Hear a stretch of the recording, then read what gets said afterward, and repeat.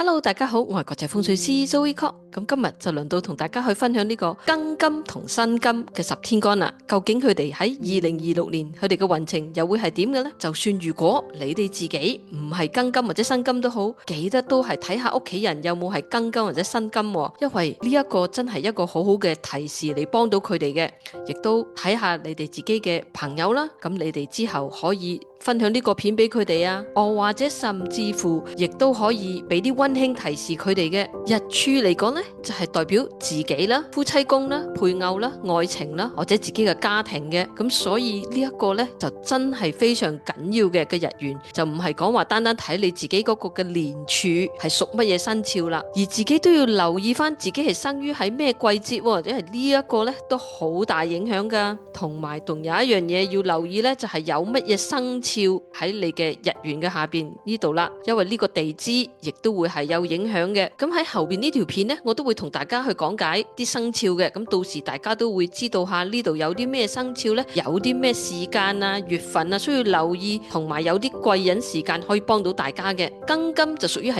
陽金啦，咁喺玄學上嚟講呢，我哋都係叫佢一個虎頭金啦。庚金呢嘅人呢，就比較係一個，你可以當佢係一個英雄者啦，佢亦都係一個領導者嚟嘅，勇敢抵抗唔公義嘅事情啦，絕不放棄啦，唔中意浪費時間啦，直接啦，忠誠啦，亦都不注意細節啦，原則性好強，亦都係好中意幫人嘅，亦都係一個行動送速者嚟嘅。而後邊我都會同大家去分享有啲乜嘢需要留意啦，或者俾啲建議大家去參考嘅。喺我未繼續講落去之前呢，如果大家係仲未撳呢個免費訂閱掣嘅話呢，請大家記得撳呢個免費訂閱掣啦，因為當我有啲咩免費小資訊去同大家分享嘅時候呢，咁大家就會係收到 notification 噶啦。我所有呢啲資訊呢，都係免費資訊去同大家分享嘅。咁請大家亦都多多支持翻我呢個平台呢，嚟去俾個讚好我啦。因為你哋每一個嘅讚好嘅片呢，係對我嘅平台係非常重要噶。而亦都當我見到越嚟越多讚好嘅時候呢，我就會係再分享更加多嘅免費小資訊，而等大家亦都可以幫到自己，又可以幫到家人啦。而辛金嚟講呢，就係屬於陰金啦。喺玄學上嚟講呢，係一個首飾金啦，亦都係一個刀仔喎。即係好尖銳嘅辛金嘅人呢，其實佢講嘢亦都係好直接啦、坦率啦、誠實啦、冷靜啦、優雅。辛金亦都會係比較容易擔憂嘅。嗱，講緊佢優雅嚟講呢，佢都係重視形象啦，佢就會係留意細節嘅嘢啦，而做嘢就反為呢，就係屬於一個完美主義者嚟嘅。我以上講呢啲呢，只係作為參考嘅啫，因為始終都要以你嘅人生藍圖為作準啦，同埋你嘅家居方向為作準嘅。因為下邊地支呢度呢，我都唔知道你有冇其他生肖有刑沖破害啦，因為呢一個都會係影響到嘅，甚至乎自己嘅強弱性啦，都係對你自己嗰個嘅日柱係有影響嘅。而家居方向點解咁重要呢？就係因為喺屋企度有啲事你哋自己一下唔覺意激活到一啲唔應該激活嘅地方啦，例如話病位啊，或者七赤官飛星啊，嗱，呢一個真係需要去留意嘅。我之後都會推出2026年嘅風水嘅片啦，咁而大家都係可以去睇下究竟邊啲位置係會比較容易令到破財嘅，咁大家都唔好激活嗰啲地方啦，或者病位啊，或者唔好嘅位啊，最好就唔好激活去啦，反為就去啟動一啲財位啊、人緣位啊、貴人位啊，咁大家都可以去激活呢啲位置嚟去幫助翻自己或者家人嘅。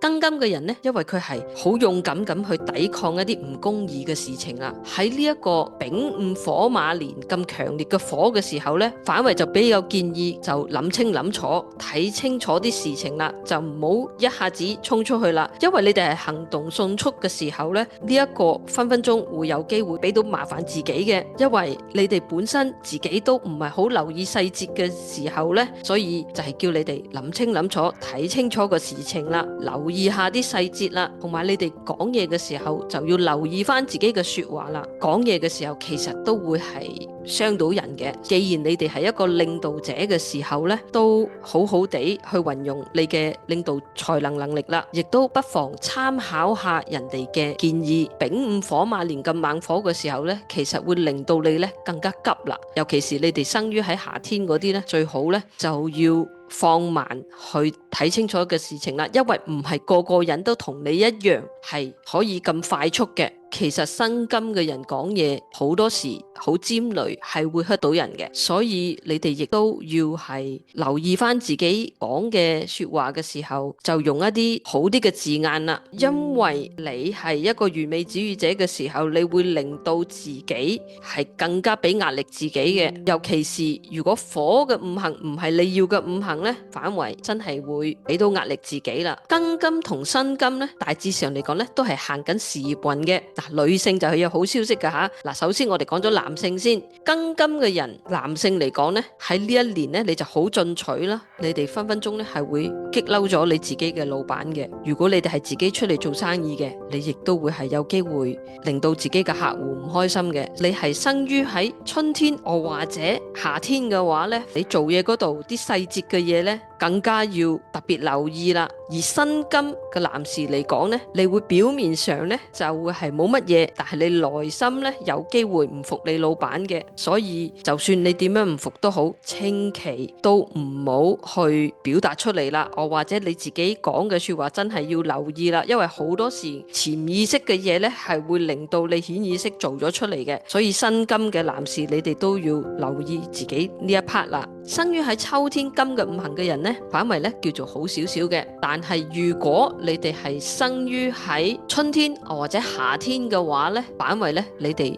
就會受壓力啦。而我都比較建議大家呢，就多用自己屋企嘅方位嚟去幫助自己啦。例如話揾翻啲貴人位啊、財運位啊，或者事業位啊嚟去幫翻自己。因為你間屋企既然都喺度嘅時候，點解唔好好地去運用啲位置呢？所以大家可以用屋企啲位置嚟去幫翻自己嘅運嘅，唔好嗰啲呢，就盡量去減低佢啦。如果係大事就會變小事，小事就會甚至乎變冇啦。而講緊好嗰啲呢，就會係更加會放大嘅。所以比較建議大家用自己屋企嘅位置嚟去幫助自己啦，或者幫助你自己嘅屋企人。我亦都想同大家去公布現場版嘅2026年風水開運講座啦，會喺吉隆坡馬來西亞度進行啦。同埋當然我喺香港度生活嘅時候，梗係會喺香港度都舉辦埋啦。而喺呢個風水開運講座度呢，我會同大家去分享居家嘅風水啦、事業與人際關係嘅風水秘訣啦，點樣去啟動嘅財位啊、人緣位啊、避免犯太歲啊，同埋流年嘅禁忌啦，亦都點樣去轉化嘅方法。現場版嘅風水講座同網上嘅分享呢係有啲分別嘅，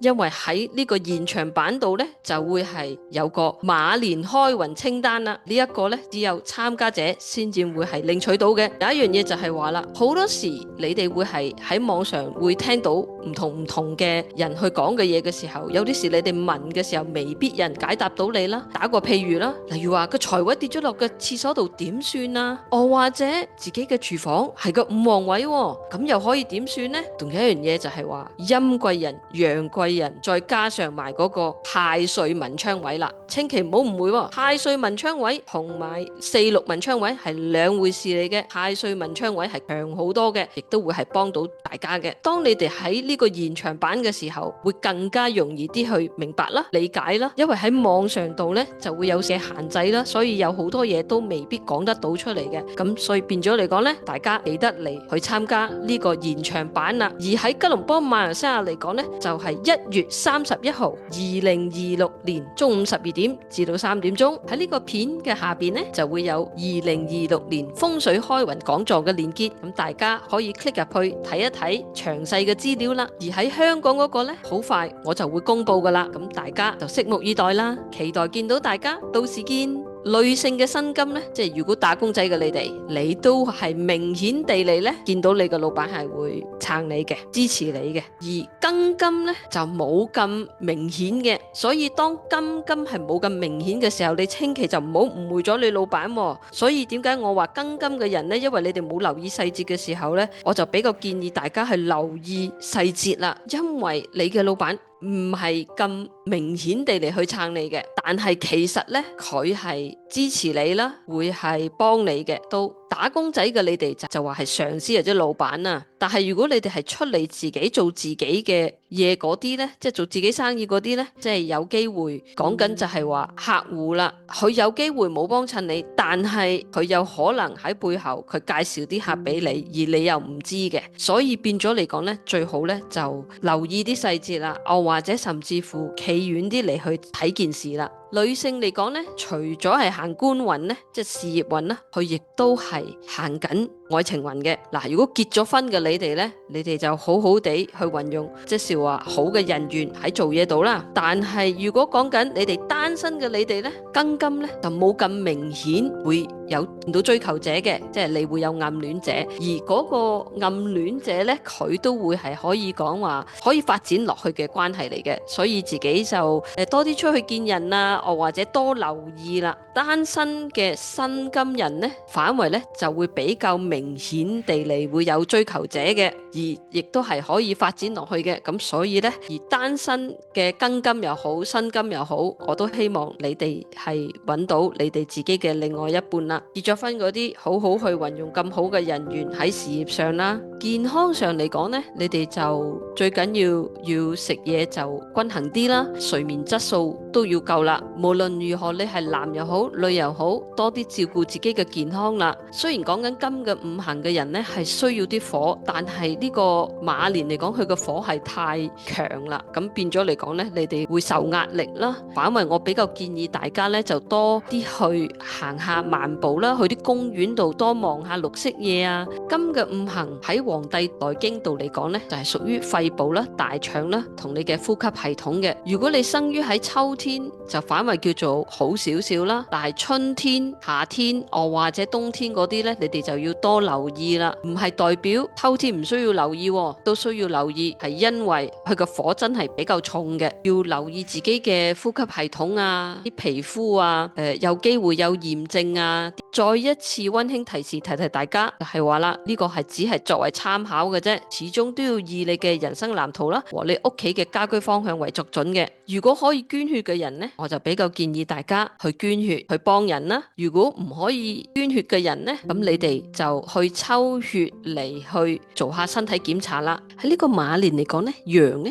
就係同馬就係六合嘅，而老虎同狗呢同個馬呢就係三合嘅。大致上嚟講呢，合即是話代表係和諧嘅。咁當然我哋都仲有一個再深層啲去睇合咗個五行就啱唔啱大家啦。咁呢一個下次就喺另外一條片再同大家分享啦。除咗要留意自己嗰個日柱嘅天干之外呢，咁大家都要留意翻自己嗰個嘅地支係啲乜嘢，因為日柱嘅地支嚟講呢都係非常緊要嘅。而喺呢個馬年度呢，需要留意嘅時間嚟講呢，咁大家就要睇下啦，你嘅人生藍圖度，無論喺年月日時，究竟有冇呢個老鼠嘅生肖啦、馬嘅生肖啦、兔仔嘅生肖啦，或者牛嘅生肖啦。而沖太歲嚟講呢，就即是話有機會有變動啦、喐動啦、走動啦，或者甚至乎會同人嘈交嘅，都會係有機會有小意外嘅。咁所以老鼠嘅生肖最好呢，就唔好玩啲危險嘅活動啦。